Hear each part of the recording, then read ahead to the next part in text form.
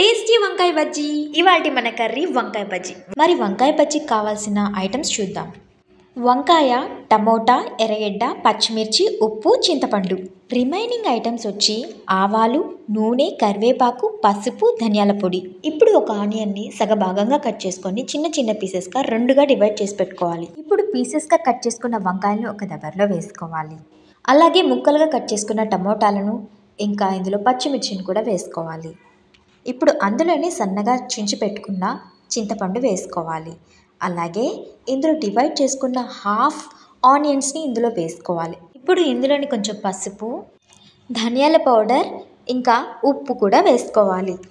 ఇందులో ఇప్పుడు వంకాయలు ఉడకడానికి కోసం కొంచెం వాటర్ వేసుకొని మూత పెట్టుకొని ఉడికించుకోవాలి. ఉడికించుకున్న తర్వాత ఒకసారి వంకాయ ఉడికిందో లేదో చెక్ చేసుకోవాలి. ఉడికిన తర్వాత అందులో వచ్చిన వాటర్ని ఒక గిన్నెలోకి తీసుకోవాలి.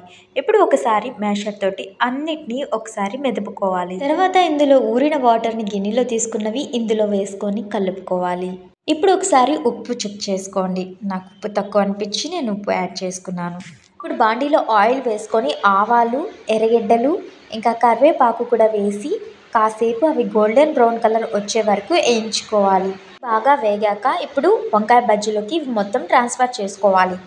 ఇప్పుడు ఒకసారి మొత్తం ఇదంతా కలుపుకొని కాసేపు స్టవ్ మీద పెట్టుకొని ఉడికించుకోవాలి. ఇప్పుడు కర్రీ కాస్త గట్టిగా వస్తే మనకి వంకాయ బజ్జీ రెడీ అయిపోయినట్టే.